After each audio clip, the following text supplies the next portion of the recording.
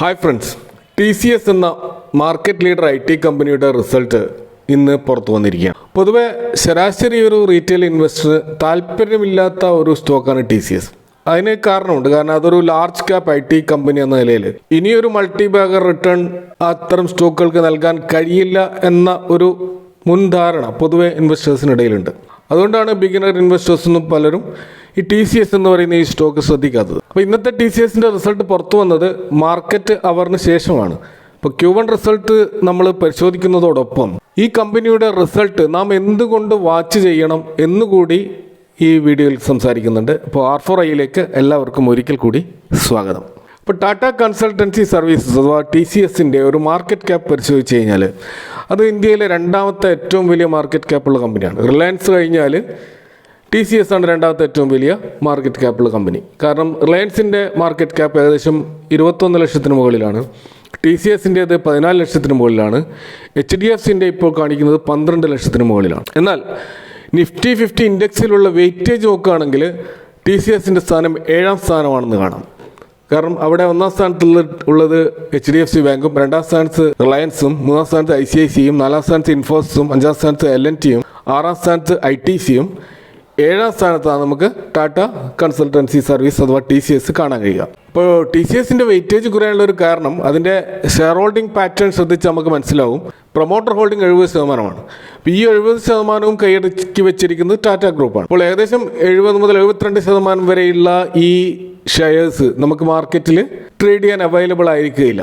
കാരണം free float market cap വളരെ കുറവാണ് TCSൽ. അതുകൊണ്ടാണ് TCSൻ്റെ വെയിറ്റേജ് നിഫ്റ്റി 50യിൽ കുറയാനുള്ള കാരണം. ഇപ്പോൾ മാർക്കറ്റ് ക്യാപ്പിൻ്റെ കാര്യത്തിൽ ഇന്ത്യയിൽ 2ാം സ്ഥാനത്ത് നിൽക്കുന്ന 14 ലക്ഷം കോടി മാർക്കറ്റ് ക്യാപ്പുള്ള ഒരു കമ്പനി എന്ന നിലയിൽ ഇൻവെസ്റ്റേഴ്സിനെ സംബന്ധിച്ചിടത്തോളം ഈ മാർക്കറ്റ് ക്യാപ്പ് 28 ലക്ഷം ആകണമെങ്കിൽ, അതായത് ഡബിൾ ആകണമെങ്കിൽ അത് എത്രയോ കാലം എടുക്കുമെന്നും അതുകൊണ്ട് തന്നെ നമുക്കൊരു മൾട്ടി ബാഗർ റിട്ടേൺ ലഭിക്കില്ലെന്നും ഇൻവെസ്റ്റേഴ്സ് കണക്ക് കൂട്ടുന്നത് കൊണ്ടാവാം TCSനെ അവർ കൈയൊഴിയുന്നത്.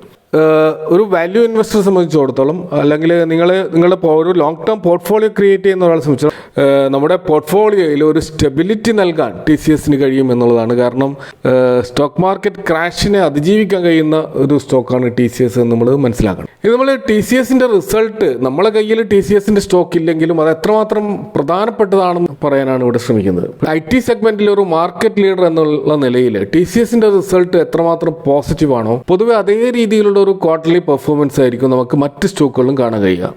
ഇപ്പോൾ ഇന്ത്യൻ IT കമ്പനികളുടെ ഒരു പ്രധാന ഇൻകം സോഴ്സ് എന്ന് പറയുന്നത് അമേരിക്കൻ, യൂറോപ്യൻ IT മാർക്കറ്റുകളാണ്. പല IT കമ്പനികളുടെയും ബിസിനസ് മോഡലായാലും കമ്പനികളിൽ ഉണ്ടാകുന്ന ടെക്നോളജിക്കൽ ഇന്നോവേഷൻസ് ഒക്കെ ഓൾമോസ്റ്റ് സെയിം ആയിരിക്കും. അപ്പോൾ സെക്ടറിൽ പോസിറ്റീവായിട്ടുള്ള ചലനങ്ങൾ നടക്കുമ്പോൾ അത് എല്ലാ കമ്പനികളുടെയും സ്റ്റോക്കുകളിലും ഒരു പോസിറ്റീവ് സെൻറ്റിമെൻറ്റ്സ് സൃഷ്ടിക്കും. ഇത് നമ്മൾ കൊറോണ പാൻഡമിക് കാലത്ത് കണ്ടതാണ്. ആ സമയത്ത് ചെറുതും വലുതുമായ വീക്കായും സ്ട്രോങ് ആയതുമായ എല്ലാ സ്റ്റോക്കുകളും, എല്ലാ IT സ്റ്റോക്കുകളും വമ്പിച്ച റാലി നടന്നത് നമ്മൾ കണ്ടതാണ്. അപ്പോൾ ഈ ടെക്നോളജിക്കൽ സ്റ്റോക്കുകൾക്ക് ഇങ്ങനെ ഒരു പ്രത്യേകത ഉണ്ട്. അപ്പോൾ അതുകൊണ്ട് TCS റിസൾട്ട് എന്ന് പറയുന്നത് അത് വരാൻ പോകുന്ന എല്ലാ IT സ്റ്റോക്കുകളുടെയും ഒരു സാമ്പിളായിരിക്കും. അപ്പോൾ ഈ FY25 ആദ്യത്തെ Q1 റിസൾട്ട് പ്രസിദ്ധീകരിക്കുന്ന ഒരു IT കമ്പനി എന്നുള്ള നിലക്ക് നമ്മൾ ഈ സ്റ്റോക്കിൻ്റെ റിസൾട്ട് വളരെ ശ്രദ്ധാപൂർവ്വം വാച്ച് ചെയ്യേണ്ടതുണ്ട്. ഇപ്പോൾ നമ്മുടെ പോർട്ട്ഫോളിയോയിൽ ഏതെങ്കിലും ഒരു IT സ്റ്റോക്ക് കാണാതിരിക്കില്ല. കാരണം IT സെഗ്മെൻറ്റ് എന്ന് പറയുന്നത് ഒരു ഫ്യൂച്ചർ ഓറിയൻറ്റഡ് ബിസിനസ് മേഖലയാണ്. അതുകൊണ്ട് TCSൻ്റെ റിസൾട്ട് ഒരു ബെഞ്ച് മാർക്കായി എടുത്തുകൊണ്ട് നമ്മുടെ പോർട്ട്ഫോളിയോയിലുള്ള മറ്റ് IT സ്റ്റോക്കുകളുടെ റിസൾട്ടിനെ നമുക്ക് താരതമ്യം ചെയ്യാവുന്നതാണ്. ഇപ്പോൾ TCSൻ്റെ റിസൾട്ടിലേക്ക് വന്നാൽ അത് മാർക്കറ്റിൻ്റെ പ്രതീക്ഷകളോട് നീതി പുലർത്തുന്ന ഒരു റിസൾട്ടാണെന്നാണ് പൊതുവെ വിലയിരുത്തുന്നത്. കാരണം കമ്പനിയുടെ റിസൾട്ട് നമ്മൾ നോക്കിക്കഴിഞ്ഞാൽ കാണാൻ കഴിയും അതിൻ്റെ നെറ്റ് പ്രോഫിറ്റ് 12,105 കോടി ആയി എന്ന് കാണാൻ കഴിയും. അത് ഏകദേശം ഇയർ ഓൺ ഇയറിൽ ഏകദേശം 8 മുതൽ 9% ഒരു വളർച്ചയാണ് നമുക്ക് കാണാൻ കഴിയുക. അതായത് FY24 Q1 റിസൾട്ടിൽ 11,120 കോടി ഉണ്ടായിരുന്ന സ്ഥാനത്താണ് ഇപ്പോൾ അത് 12,105 എന്നുള്ള ഒരു വർഷം കൊണ്ടുള്ള വർധനവ് നമ്മൾ കാണുന്നത്. ഓപ്പറേഷൻ എന്നുള്ള റവന്യൂ നോക്കുകയാണെങ്കിൽ അത് ഏകദേശം 5.4% വർധനവ് കാണുകയും നമ്മൾ സെയിൽസ് റവന്യൂ നോക്കിക്കഴിഞ്ഞാൽ ഇവിടെ FY24 ജൂൺ ക്വാർട്ടറിൽ അത് 59,381 കോടിയായിരുന്നു. ആ സ്ഥാനത്താണ് അതിപ്പോൾ ഈ ജൂൺ ക്വാർട്ടറിൽ 62,613 വർദ്ധിച്ചത്. അതായത് ഏകദേശം 5% ഒരു നേരിയ വർധനവാണ് നമുക്ക് ഇവിടെ കാണാൻ കഴിയുന്നത്. ഇനി ക്വാർട്ടർ ഓൺ ക്വാർട്ടർ സെയിൽസ് നോക്കിക്കഴിഞ്ഞാൽ നമുക്ക് കാണാൻ കഴിയും 61,237 ആയിരുന്നു കഴിഞ്ഞ ക്വാർട്ടറിൽ, അതായത് കഴിഞ്ഞ മാർച്ച് ക്വാർട്ടറിൽ രേഖപ്പെടുത്തിയ സെയിൽസ്. ആ സെയിൽസ് ഇപ്പോൾ 62,613 നേരിയൊരു വർധനവ് 2.25% ഒരു വർധനവ് കാണിച്ചിട്ടുണ്ട്. പ്രോഫിറ്റിൽ ആ ഒരു ഗ്രോത്ത് നമുക്ക് കാണാൻ കഴിയില്ല. കാരണം കഴിഞ്ഞ 3 മാസം മുമ്പുള്ള, അതായത് ഈ മാർച്ച് ക്വാർട്ടറിലുള്ള പ്രോഫിറ്റ് 12,502 കോടിയായിരുന്നു. അവിടെ നിന്ന് ഇപ്പോൾ അത് 12,105 കോടിയായിട്ട് കുറഞ്ഞതായി കാണാം. അപ്പോൾ ഏകദേശം 3.18% ഒരു ഡിക്ലൈൻ നമുക്ക് പ്രോഫിറ്റിൽ കാണാൻ കഴിയും. അപ്പോൾ ഈ ഒരു നേരിയൊരു ഡിക്ലൈൻ ഇത് വളരെ നെഗ്ലിജിബിൾ ആയിട്ടുള്ള ഒരു ഡീഗ്രോത്ത് ആണ്, ഒരു -3%. ഇത് മാർക്കറ്റ് പ്രതീക്ഷിച്ചതാണ്, അല്ലെങ്കിൽ ഇതിലും കൂടുതലാണ് മാർക്കറ്റ് യഥാർത്ഥത്തിൽ പ്രതീക്ഷിച്ചത്.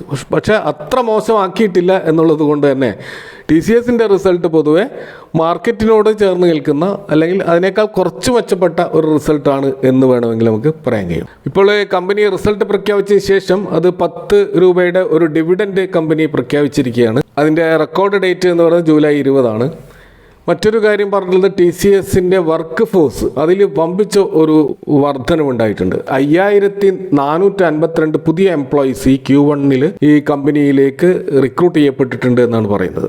അങ്ങനെ നോക്കുമ്പോൾ ടോട്ടൽ നമ്പർ ഓഫ് എംപ്ലോയീസ് ഈ കമ്പനിയിൽ ഏകദേശം 6,07,000 എന്ന രീതിയിൽ വർദ്ധിച്ചതായിട്ടും നമുക്ക് അവരുടെ റിസൾട്ട് കാണാൻ കഴിയും. ഇതിൻ്റെ CEOയും മാനേജിംഗ് ഡയറക്ടറുമായിട്ടുള്ള കൃതിവാസം പറയുന്ന മറ്റൊരു കാര്യം, ഇവരുടെ ഭാവി കാണുന്നത് ക്ലയൻറ്റ് റിലേഷൻഷിപ്പിലുള്ള ഇൻവെസ്റ്റ്മെൻറ്റ് ഇവരെ വർദ്ധിപ്പിക്കുമെന്നും, അതുപോലെ ടെക്നോളജിയിലും ഇന്നൊവേഷനിലും ഇവർ കൂടുതൽ കാപ്പക്സ് ഇറക്കുമെന്നും, പ്രത്യേകിച്ച് AI ഫോക്കസ്ഡ് ആയിട്ടുള്ള TCSന്റെ ഒരു പേസ് പോർട്ട് ഇൻ ഫ്രാൻസിലും, അതുപോലെ ഒരു LOT ലാബ് US-ലും, ലാറ്റിൻ അമേരിക്ക, കാനഡ കൂടാതെ യൂറോപ്പിലെ പല രാജ്യങ്ങളിലും ഡെലിവറി സെൻറ്റേഴ്സ് ലോഞ്ച് ചെയ്യാനും ഇവർ ഉദ്ദേശിക്കുന്നുണ്ട് എന്നാണ് ഇവരുടെ റിസൾട്ടിനോടനുബന്ധിച്ചുള്ള മാനേജ്മെൻറ്റ് കമൻട്രിയിൽ പറയുന്നത്. ഇപ്പോൾ മൊത്തത്തിൽ TCSന്റെ റിസൾട്ട് പരിശോധിച്ചാൽ ഒരു ന്യൂട്രൽ റിസൾട്ടാണ് എന്ന് നമുക്ക് പറയാം. അപ്പോൾ അതിനർത്ഥം IT സെഗ്മെൻറ്റ് ഇനിയും അതിൻ്റെ ആ ഒരു തിരിച്ചുവരവിൻ്റെ ലക്ഷണങ്ങൾ ഇനിയും കാണിച്ച് തുടങ്ങിയിട്ടില്ല എന്ന് നമുക്ക് TCSന്റെ റിസൾട്ട് നിന്ന് മനസ്സിലാക്കാം.